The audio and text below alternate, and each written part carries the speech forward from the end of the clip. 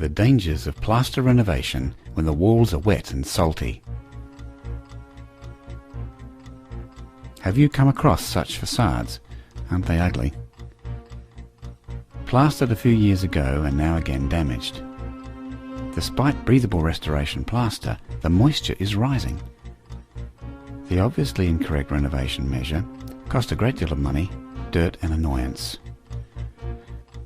This state worsens from one year to the next, as clearly demonstrated by the annual rings on these photographs. Do you think that could be changed? Yes. There is a remedy. You can do something about it. In this film we will show you a few tips and golden rules that will make things clear and dispel darkness. Mr. Mahorn is also a construction-oriented masonry diagnostician who has been performing research in this field from 1983 on and has developed a rapid measurement procedure for construction in order to work out the correct renovation techniques.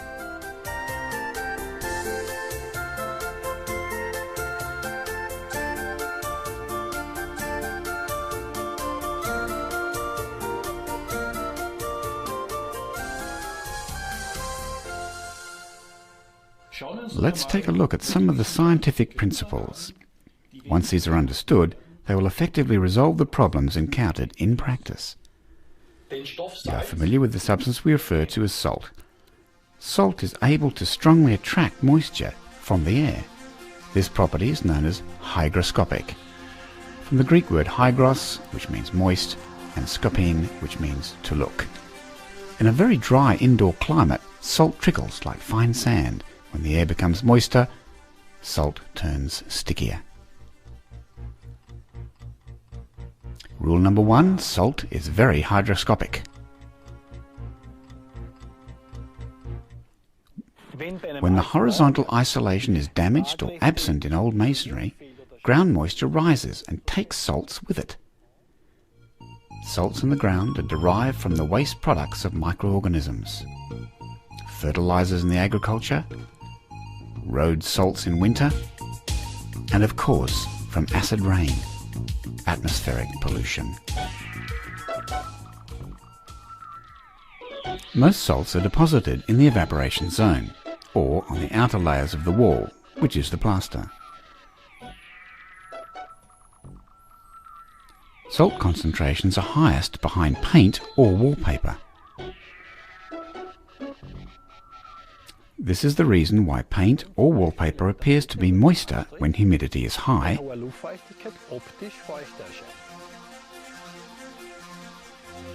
and drier in the heating period. Salt attracts humidity. Rule 2. The higher the salt concentration on the wall surface, the more dangerous it is. Different salts have different hygroscopic properties. Ground salts like nitrates or chlorides attract moisture more than salts contained in building materials such as carbonates. The dangerousness of all harmful salts as well as their quantity can be determined directly and rapidly at the building site on the basis of their electrical conductivity. Time-consuming chemical analyses are not needed. Rule 3. The dangerousness of the total of the harming salts can be registered rapidly using measuring devices directly at the building. Once a certain level of salts has been achieved, the ONORM, Austrian standard, stipulates that effective measures must be taken. However, this fact is given too little attention in the building industry. Rule 4. A critical pollution level due to harmful salts calls for additional measures.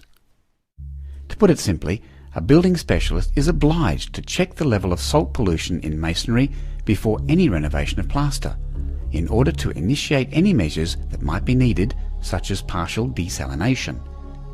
As practice has shown, many so-called building or renovation specialists omit these critical, crucial examinations. Now, let's talk about plaster. Conventional plasters made of lime or cement, or both, dissolve salts from the brick surface, and they move then to the surface of the new plaster. This makes them unsuitable for masonry with critical levels of salts. Rule 5. Conventional plasters are unsuitable for masonry with excessive quantities of salt. On the one hand, so-called renovation plasters have a great property. Because of chemical additives, they are water repellent, known in technical jargon as hydrophobic, from Greek hydro water and phobic or phobos fear. This is very advantageous in the splashing water area. A simple test, the Aquapol hydrophobia test, shows the water repellent properties of the restoration plaster one has used. Distilled water which is used for this purpose is purified of salts and minerals and is not absorbed from the plaster. Here is a test with ordinary lime and cement plaster to make the difference clear. As you can see, the difference is enormous.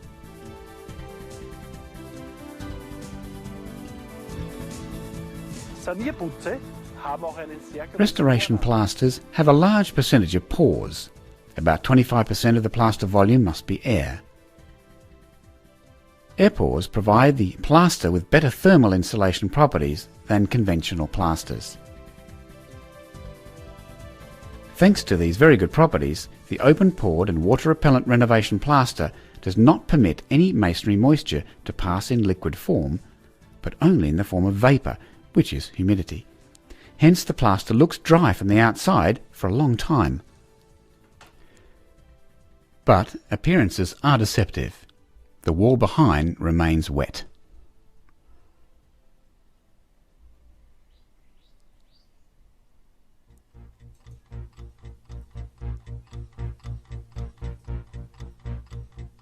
Rule number 6. Renovation plaster alone, without drying out and without a horizontal moisture barrier, does not solve the problem. On the contrary, as building research as well as building practice have proven, moisture rises even higher and destroys the old plaster lying above. How does this happen? Well, the pores get clogged by salts. The initially open-pored renovation plaster becomes a waterproof plaster and thus locks up moisture. Rule number 7. Gradually, in the absence of drying out, a renovation render turns into a partly waterproof plaster. Now, what about masonry moisture? When should you ideally apply the new plaster? How long does it take for masonry to be dried out? Did you know that very moist masonry can absorb 400 to 500 litres of water per cubic metre? Try to make 1 litre of water evaporate on the stove. At the lowest setting, which would be the temperature of the sun, it would take several hours for moisture to evaporate fully. The sun will mainly absorb the uppermost layers.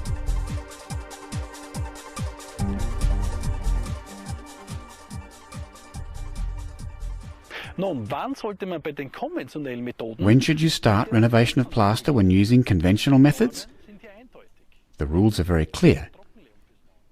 After drying out. Why? Very simple. When moisture is evaporating through masonry, dissolved salts are transported as well. These would move into the new plaster and destroy it from the inside by clogging it. This usually takes about 3 to 6 years, depending upon the amount of moisture in masonry and the capillary head. Masonry moisture needs to evaporate completely through both sides of the wall. Rule number 8. Masonry should be dry before starting conventional plaster renovation. This is not the case when the Aquapol method is used. Only the upper part of masonry moisture evaporates.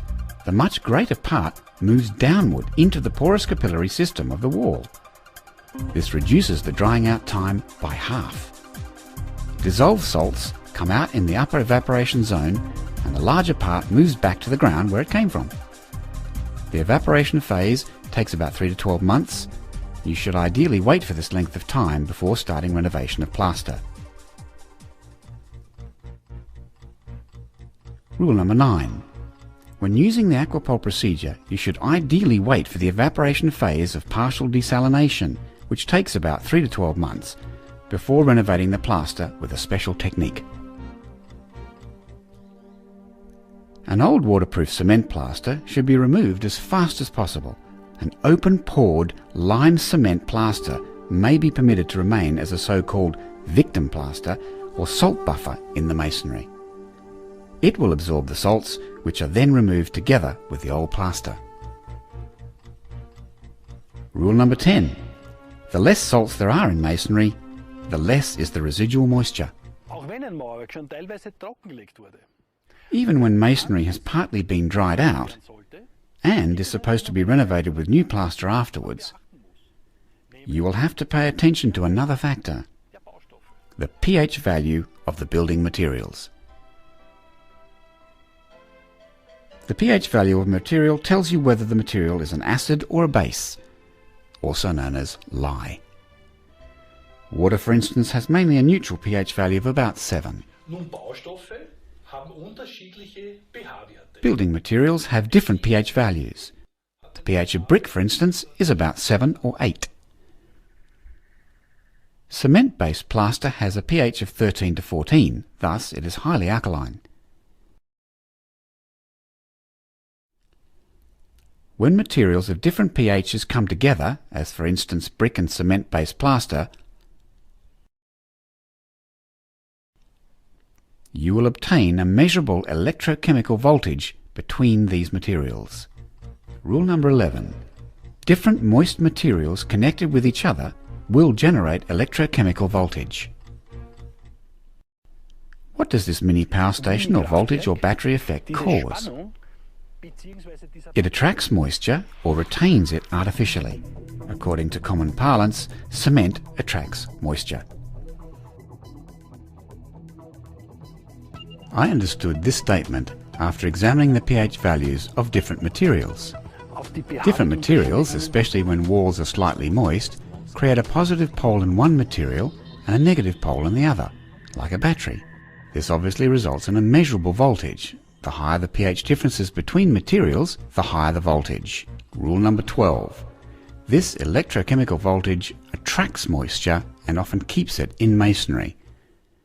How does one avoid these conditions?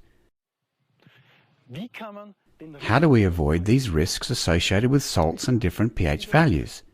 How do we save time?